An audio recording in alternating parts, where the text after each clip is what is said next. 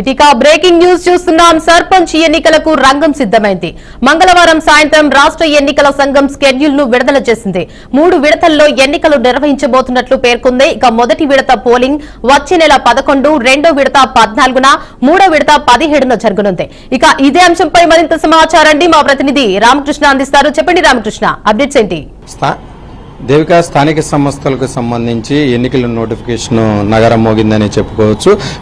ఈ రోజు నుంచి కూడా ఎన్నికలు కూడా అమల్లో ఉంది. మొత్తంగా చూసుకున్నట్లయితే 3 దశల్లో ఎన్నికలు నిర్వహిస్తున్నట్లు కూడా ఇప్పుడే కొద్దిసేపటి క్రితం చెప్పడం జరిగింది.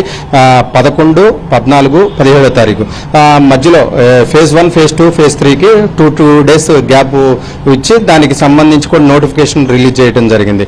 మొత్తం నామినేషన్లు ఫస్ట్ ఫేజ్ కి సంబంధించి నామినేషన్లు కూడా ఏదైతే చెప్పారో వాళ్ళు last date of filling nomination 29th last date.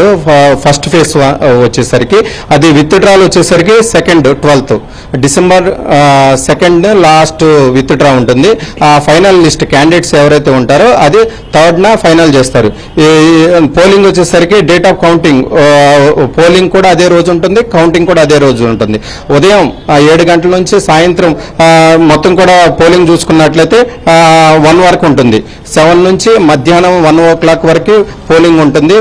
2 o'clock నుంచి కౌంటింగ్ స్టార్ట్ చేస్తారు. ఆ రోజే కౌంటింగ్ కూడా పూర్తి చేస్తారు. ఇంకా సెకండ్ ఫేజ్ వచ్చేసరికి ఏదైతే 14వ తారీఖు ఉందో 14వ తారీఖుకి సంబంధించి కూడా నామినేషన్ ప్రక్రియ అనేది నామినేషన్ ప్రక్రియ వచ్చేసరికి మనకి 2nd స్టార్ట్ అవుతుంది. నామినేషన్ టైం వచ్చేసరికి 10:30 నుంచి ఈవినింగ్ 5 o'clock వరకు ఉంటుంది. ఈ నామినేషన్ విత్ డ్రా వచ్చేసరికి 5th డిసెంబర్ వరకు ఉంటుంది. ఏదైతే లిస్ట్ ఫైనల్ ఉంటుందో సెకండ్ ఫేజ్ కి వచ్చేసరికి 6th డిసెంబర్ ఫైనల్ లిస్ట్ అయితే మనకు అక్కడ ఉంటుంది. ఓవరాల్ గా చూసుకున్నట్లయితే 3 ఫేజ్ల్లో ఎలక్షన్స్ ఉంటాయి. సెకండ్ ఫేజ్ వచ్చేసరికి 14th పోలింగ్ ఉంటుంది. అదే రోజు 2 o'clock నుంచి కౌంటింగ్ స్టార్ట్ అవుతుంది. థర్డ్ ఫేజ్ వచ్చేసరికి ఏదైతే 17th డిసెంబర్ కి సంబంధించి ఏదైతే నామినేషన్ కూడా ఫైనల్ వచ్చేసరికి 8th ఉంటుంది. ఫైనల్ లిస్ట్ కూడా 9వ తారీఖు ఉంటుంది. ఇది మొత్తం ఓవరాల్ గా చూసుకున్నట్లయితే దీనికి సంబంధించి ఫేజ్ 1, ఫేజ్ 2, ఫేజ్ 3 ఉంటుంది. మొత్తం దాదాపుగా 12,728 గ్రామాలకు సంబంధించి నోటిఫికేషన్, వార్డులకు సంబంధించి కూడా మొత్తం కూడా నోటిఫికేషన్ రిలీజ్ చేయడం జరిగింది. స్థానిక సంస్థలు ఎప్పుడా అనుకుంటుంటే నోటిఫికేషన్ కూడా రిలీజ్ అయిపోవడం జరిగింది. గ్రామాల్లో చూసుకుంటే ఒక పండగ వాతావరణమే నెలకొందని చెప్పుకోవచ్చు. మెయిన్ గా స్థానిక సంస్థలకు సంబంధించి బీసీలకి ఏదైతే 42% ఇస్తామన్నారో దానికి సంబంధించి కూడా కొంత ఓవరాల్ గా చూసుకుంటే ఎక్కువగా ఏ జిల్లా ఇచ్చారని చూసుకుంటే సిద్దిపేటలో దాదాపుగా టోటల్ వచ్చేసరికి 508 మండలాలు ఉన్నాయి. 508 మండలాలకు గాను బీసీలకు వచ్చింది 136 సర్పంచులకు సంబంధించి బీసీలను అలకేట్ చేయడం జరిగింది. పర్సంటేజ్ వైజ్ చూసుకుంటే 26.77 వచ్చింది. అసలు జీరో ఏదైతే కొత్తగూడెంకి సంబంధించి బీసీలు ఎవరు కూడా బీసీలు ఇక్కడ జీరోగా చెప్పుకోవచ్చు, ఒక్కళ్ళు కూడా కేటాయించలేదు. మొత్తం కూడా 471 మండలాలకు గాను జీరో నంబర్ ఆఫ్ గ్రామ పంచాయతీలకు సంబంధించి బీసీలకి జీరోగా ఉన్నాయి, ఒకటి కూడా కేటాయించబడలేదు. ఇక్కడ మొత్తంగా ఓవరాల్ గా చూసుకుంటే ఏదైతే ఉందో సంఖ్యాపరంగా 136 స్థానంలో సిద్దిపేట జిల్లా ముందుందని చెప్పుకోవచ్చు.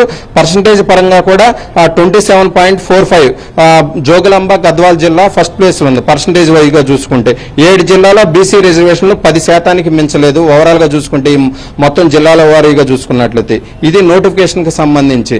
ఏదైతే ఇప్పుడు స్థానిక సంస్థలకు సంబంధించి ప్రభుత్వం పాత పద్ధతిలోనే వెళ్తుంది. దానికి సంబంధించి మొత్తం కూడా నోటిఫికేషన్ రిలీజ్ చేయడం జరిగింది.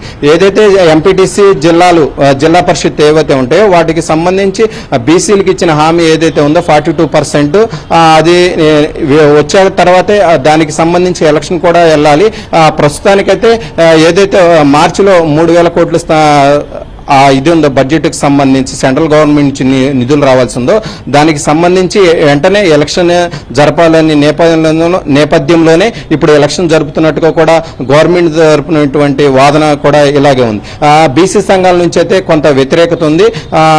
బీసీలకి ఏదైతే 42% ఇస్తామన్నారో అది ఇవ్వకుండానే పాత పద్ధతిలోనే 50% హైకోర్టు, సుప్రీంకోర్టు ఏదైతే విధి ఇచ్చిందో దానికి సంబంధించి అనుగుణంగానే ఎలక్షన్కి వెళ్ళినట్టు చేసినట్టుగా కూడా తెలుస్తుంది. మొత్తం ఓవరాల్ గా చూసుకుంటే 2018 పంచాయతీరాజ్ యాక్ట్ ఏదైతే ఉందో రిజర్వేషన్లకు సంబంధించి 50% దాటకూడదని, దానికి అనుగుణంగానే ఎవరైనా కోర్టుకి, సుప్రీంకోర్టుకి, హైకోర్టుకి వెళ్ళినా ఎలాంటి చిక్కులు లేకుండా నిర్వహించాలని కూడా చెప్పినట్టుగా మొత్తం కూడా ఓవరాల్ గా సంబంధించి నోటిఫికేషన్ సంబంధించి కూడా ఓవరాల్ గా ఇదే డేటా ఉంది Devika. Right, thank you for the update Ramakrishna.